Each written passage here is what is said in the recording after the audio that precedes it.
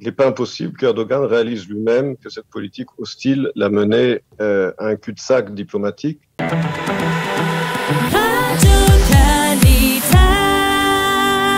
Emmanuel, bonjour, Boker Tov. Bonjour. Merci d'être avec nous ce matin, merci d'avoir patienté avec nous ce matin. Nous voulions vous parler de deux sujets.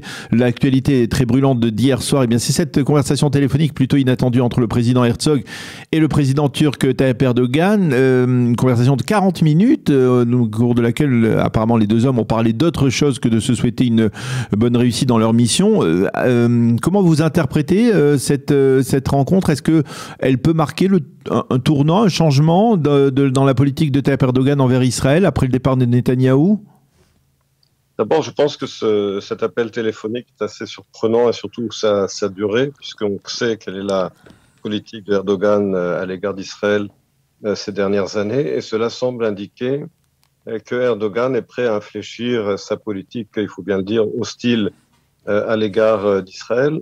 Il n'est pas impossible qu'Erdogan réalise lui-même que cette politique hostile l'a mené à un cul-de-sac diplomatique, dans la mesure où Israël élargit le cercle de ses alliances au Proche-Orient et en Méditerranée orientale, et les tentatives d'Erdogan d'isoler le partenariat énergétique entre Israël, Chypre et la Grèce, ces tentatives ont échoué. Donc il n'est pas impossible qu'Erdogan réalise son échec diplomatique et soit prêt à ouvrir un nouveau chapitre dans les relations avec Israël. Alors, c'est dire seulement sur le plan diplomatique, sur le plan par exemple énergétique, est-ce qu'il n'y a pas derrière cela une volonté du président turc peut-être d'essayer de se positionner en perspective d'une possible reprise des négociations entre Israéliens et Palestiniens?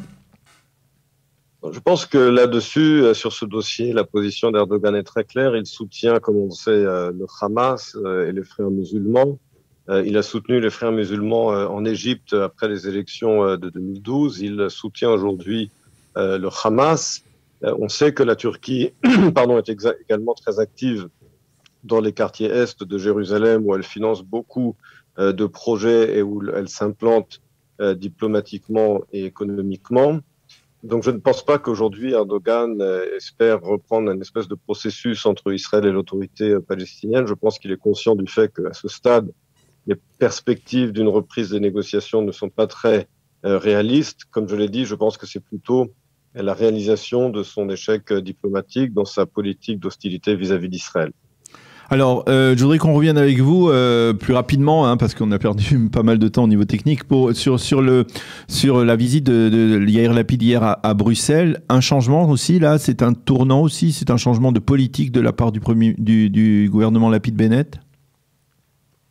Je pense que aussi bien les dirigeants européens que Yair Lapid ont voulu vérifier quelles étaient leurs positions respectives et peut-être ouvrir un nouveau chapitre dans la mesure où les dirigeants ouest européens, on va les appeler comme ça, n'aimaient pas tellement cette politique de rapprochement ces dernières années entre Israël et le groupe de Visegrad, ce qui a permis à Israël de bloquer certaines décisions hostiles du Conseil des ministres européens sur la question du Proche-Orient.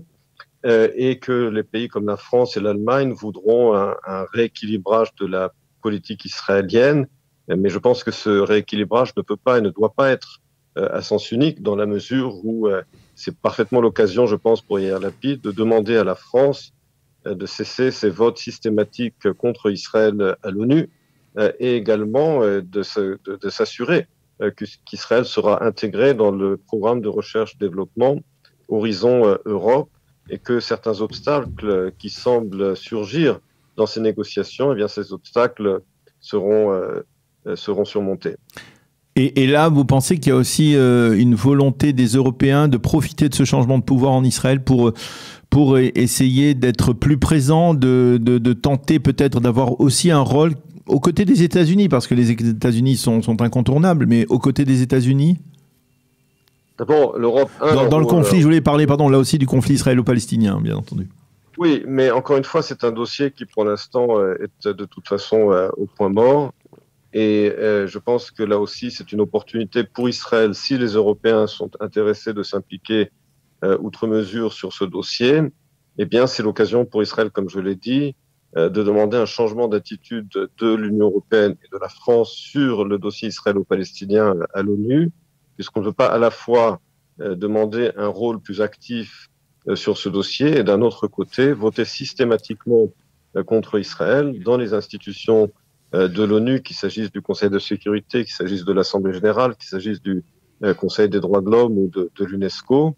Et les choses, comme je l'ai dit, ne peuvent pas être à sens unique. Je pense que Yair Lapid fait preuve de bonne volonté, mais il doit également mettre les points sur les i et clarifier à nos partenaires européens que les choses ne peuvent pas être à sens unique.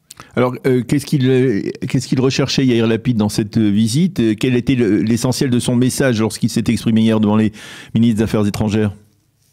L'essentiel de son message, c'est de dire que Israël et l'Europe sont des partenaires, que l'Europe est le premier partenaire commercial d'Israël, que Israël est à la pointe de la technologie et que donc l'Europe bénéficie de la technologie israélienne. Un message de bonne volonté, de reprise des relations comme elles étaient dans le passé entre Israël et ses partenaires en Europe. Et comme je l'ai dit, également un message concernant cette politique qui faisait grincer les dents à Bruxelles de ces liens particuliers entre Israël et le groupe de Visegrad. Il ne s'agit pas évidemment d'abandonner ces relations privilégiées, mais il s'agit, je dirais, d'apaiser les relations entre nos partenaires classiques, je dirais, en Europe, ce qui fait partie également de la stratégie du président américain, à savoir de renforcer le camp occidental face à la Chine et face à la Russie. Et Yair Lapid a déjà prouvé il y a 2 semaines que l'administration Biden pouvait compter sur le gouvernement israélien, puisqu'il a pris la décision d'ajouter sa voix à une résolution canadienne pour condamner la politique chinoise dans le Xinjiang. Et donc, Israël, le message d'Israël aujourd'hui est très clair, c'est qu'Israël fait partie effectivement de ce front occidental, du camp occidental, des démocraties occidentales. Et cela est vrai vis-à-vis des États-Unis, mais également vis-à-vis de l'Union européenne. Eh bien, professeur Emmanuel Navon, merci beaucoup d'avoir été avec nous ce matin pour nous aider à mieux comprendre ces 2 développements diplomatiques, la conversation téléphonique entre le président Herzog et le président Erdogan hier soir, et puis la visite de Yair Lapid hier à Bruxelles. Merci, bonne journée Emmanuel.